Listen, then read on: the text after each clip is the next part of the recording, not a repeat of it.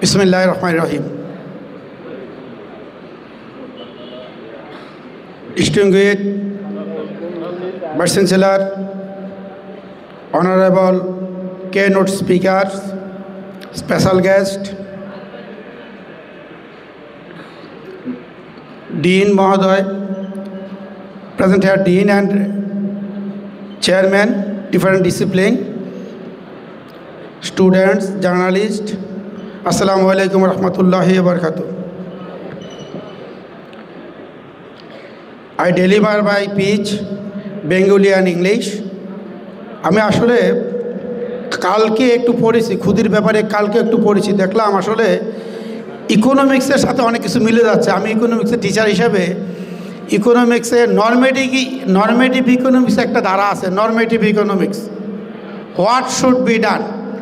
এই খুদি শব্দটার আমি তর্জমা যেটা দেখলাম যে self awareness and self evaluation, যে আপনি নিজেকে কতটুকু অ্যাওয়ার করবেন এবং ইভ্যালুয়েট করবেন। যেমন আমি যদি ইকোনমিক্সের টার্মে একটু বুঝাই, যে একটা মুরগিকে বাজারে পাথর খাওয়ায়, কতটুকু খাওয়ায়? 2 টাকার 3 টাকার পাথর খাওয়ায়, বিনিময়ে কি হয়? 2 টাকা 3 টাকা কম দিয়ে বিক্রি করে। এটা অসৎ উপায় না? এটা মোরালি জাজমেন্ট হচ্ছে না।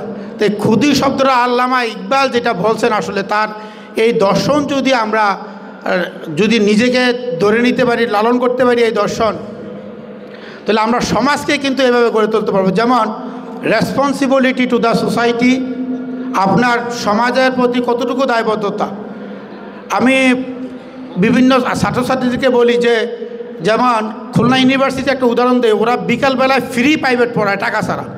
আমি আমার ডিপার্টমেন্টে বলি যে তোমরা এলাকার ছেলেমেয়েদের একটা কাজ করো, বিকালবেলায় যারা গরিব তাদেরকে নিয়ে এসে তোমরা তাদেরকে প্রাইভেটের ব্যবস্থা করো, টাকা নিও না।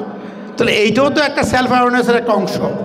এই যে আমি ট্রেজারার হওয়ার পরে আমার বিভিন্ন হল প্রভুদের বলছিলাম যে তোমরা অন্ততপক্ষে আমাদের মতো যারা জেনারেল লাইনের তাদের কোরআন শিক্ষার আসর করলে অন্ততপক্ষে 10টা সূরা যদি সহিভাবে শিখতে পারে, তাহলেই কিন্তু ডিপার্টমেন্ট ইউনিভার্সিটির একটা ডেভেলপ হবে। যে আমি ইসলাম ইউনিভার্সিটিতে পড়ে অন্ততপক্ষে 10টা সূরা আমি কিন্তু ইংরেজি সহি শুদ্ধভাবে শিখেছি।